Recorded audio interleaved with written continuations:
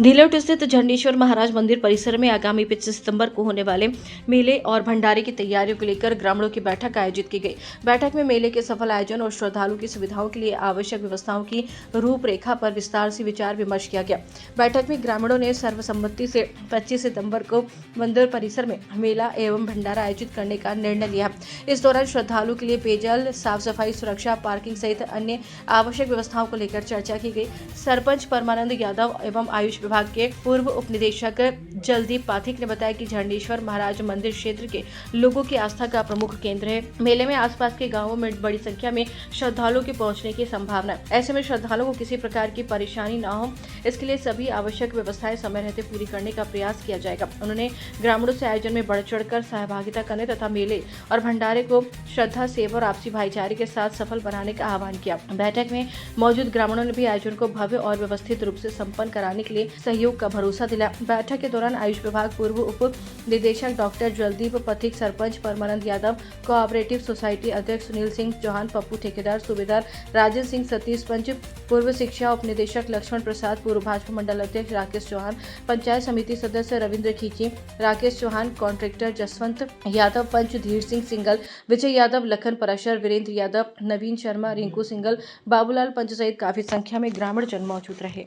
ये मेला लगभग हो गया करीबन 50-60 साल तक मैं देख रहा हूँ। मेरी उम्र 50 साल होगी, उससे पहले से ही बढ़ाया जा रहा है। हो सकता है शायद मुझे 80-85 साल हो गए होंगे। तो हमारे जो बाबा पहले नानकनाथ जी महाराज थे, उसी से स्टार्टिंग हुआ था ये मेला, और करीबन 90 के लगभग हो गया, 90 साल तक के लगभग मेला बढ़ रहा जा। जहाँ उस टाइम हमारे गाँव की बास भी 1-1 रुपया होती थी, आज 500 रुपया पर घर लेते हैं। और इस तरीके से मतलब बड़ा ही धूमधाम से मनाया जाता है। और श्रद्धालु बहुत दूर दूर से आते हैं। इधर झरनेश्वर बाबा एक गंगा है जो हमें छठ बारू महीना बहती रहती है। इसको पवित्र बहुत पानी है, तो लोग दूर दूर तक लेके जाते हैं। धन्यवाद। जैसा कि आपने देखा कि मेले के तारीखों का ऐलान हो चुका है और हमारे साथ और भी लोग हैं मौजूद हैं। हम इनसे पूछेंगे उस पर्व के बारे में जिसका इतिहास काफ़ी पुराना रहा है। तो आप कहाँ से हैं? मैं वीरेंद्र सिंह यादव, घीलोट गांव से। और हमारे ये श्री 1008 श्री नानकनाथ जी महाराज झरनेश्वर धाम घीलोट, ये एक बहुत ही प्रसिद्ध जगह है। और यहाँ पर हर साल भादवा उतरते की 14 को और सितंबर की 25 तारीख अब की इस साल 25 तारीख को ये झरनेश्वर का मेला भराया जा रहा है। आज पूरे गांव ने मिलकर के यहाँ पर एक बहुत मीटिंग का आयोजन किया है और समस्त ग्रामवासी यहाँ पधारे हैं। और एक ये धर्म स्थल बहुत ही बड़ा बन चुका है। यहाँ पर यात्री और बाहर के लोग बहुत आते हैं इतवार को। वैसे भी हमेशा यहाँ भीड़ भाड़ जुटी रहती है। आपको बहुत अगर इसके इतिहास को देखा जाए तो मतलब कब कितना पुराना माना जाता है ये मंदिर? यही बताएंगे सर। ये लगभग 65-66 वर्ष हो गए। मैं परमानंद यादव, सरपंच ग्राम पंचायत घीलोट। ये पुराना काफ़ी समय से मेला भरता आ रहा है, लगभग 70 वर्ष के लगभग। बहुत विशाल तो भंडारा होता है और बहुत पब्लिक आती है। बहुत पवित्र स्थान से इसमें झरने हमेशा 12 महीना झरना झरता है। बहुत दूर तक के लोग यहाँ पानी को ले जाते हैं। अच्छा, उसी से मिलता जुलता मतलब नाम है इसका? हाँ। अच्छा।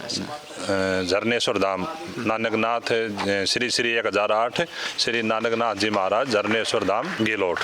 और आपका परिचय जानना चाहते हैं? मैं राकेश, कॉन्ट्रैक्टर, विजय चौहान, कोषाध्यक्ष, मेला कमेटी घीलोट से। श्री नानकनाथ जी महाराज का झरनेश्वर धाम मेला करीब 70 वर्ष से मेला लगातार भरता जा रहा है। और गांव का बड़ा अच्छा सहयोग, युवाओं का साथ और प्यार मिलता है। आसपास के क्षेत्र के जो भी दूर दराज से आते हैं उन सभी को बड़ा भाव और इज्जत से यहाँ मेले में रखा जाता है। तो सरकार की तरफ से कुछ सहयोग आता है कि हाँ मतलब इसमें थोड़ा जो फैसिलिटी है मतलब थोड़ा और इसे अच्छे से बनाया जा सके, मतलब इसमें कुछ सुधार किया जा सके, या स्वयं से ही करना पड़ता है?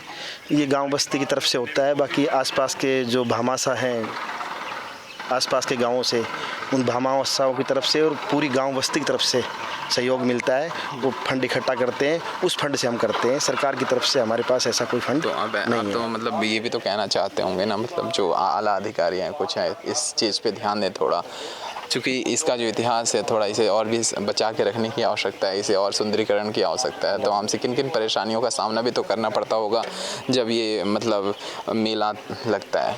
सरकार की तरफ से हम अपेक्षा करते हैं कि हमें कुछ सहयोग मिले, ये धर्म स्थल है ये और ही अच्छा और सुंदर हो जाए। सरकार की तरफ से हमें सहायता की ज़रूरत है। धन्यवाद जी। जी धन्यवाद। हमारे साथ पूर्व मंडल अध्यक्ष इस वक्त मौजूद हैं, तो हम इनसे जानना चाहते हैं मेले के बारे में क्या क्या खास बताएंगे आप। ये हर वर्ष की भांति बाबा का सभी ग्रामवासियों पर कृपा रहती है। हर वर्ष की भांति इस वर्ष भी जो 25 सितंबर को एक बहुत ही भव्य मेला भरने जा रहा है। और बाबा नानक नाथ जी इस आश्रम के बहुत बड़े संत हुआ करते थे। उनके शिष्य राम कुंवर नाथ जी जो पीछे समा गए, कुतीणा में उनकी समाधि बनी हुई है।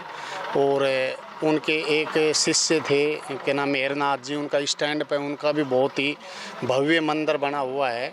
तो शुरू से ही ग्रामवासियों का बाबा के प्रति बहुत अच्छा वो है और बाबा समय समय पर पूरे गांव के ऊपर कृपा और आशीर्वाद बनाए रखते हैं। और बहुत ही बड़ा मेला समस्त ग्रामवासी 36 बिरादरी मिलकर इस मेले का आयोजन करते हैं और सभी मिलजुल के एक त्यौहार की तरह इस मेले को भरा जाता है। और बाबा के लिए उस दिन खीर चूरमा और मिठाइयाँ बना के और बाबा के भोग लगाते हैं। और बाबा का पूरे गांव बस्ती के ऊपर हमेशा स्नेह कृपा और आशीर्वाद बना रहता है।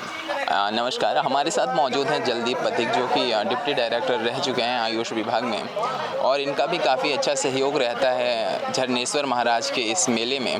तो सर मतलब मेले का जो तारीखों का तो ऐलान हो चुका है। देखिए ये जो भादवा उतरते की 14 होती है, भादवा सुदी चतुर्दशी, उसको ये मेला लगता है। और इस स्थान पर पहले एक महात्मा हुए बाबा नानक नाथ जी महाराज, उनकी तपस्या से यहाँ पर झरना झरता है। आप शायद झरना नहीं देख के आए होंगे, आपको झरना भी देखना चाहिए। झरना जून में भी चलता रहता है। अच्छा। हाँ, कभी सूखता नहीं, 12 माह उनकी तपस्या का प्रताप समझो। शिव जी शंकर भगवान के लोग तो ये जब आए, जब यहाँ कुछ भी नहीं था, जंगल था, पेड़ पौधे थे, उसके अंदर बैठ के तपस्या करते थे। फिर धीरे धीरे गांव वाले आए, उन्होंने छोटी सी कुटिया ऊपर जो थी छोटी बड़ी वो बनाई। ये जहाँ मंदिर बना रखा है इसके साइड में है, तो ये मंदिर भी गांव के सहयोग से बना है। इसके अंदर इस मतलब इस मंदिर को लेकर के सरकार की तरफ से कुछ सहयोग राशि आई हो, कुछ सहयोग मिला हो, कुछ ऐसा? नहीं, वो ग्राम पंचायत की तरफ से कभी आते हैं कि भाई इसमें कभी कुछ चढ़ावा प्रसाद दे देते हैं। बाकी अब जो मेला लगता है उसमें कभी कोई सरकार की तरफ से कुछ नहीं मिलता।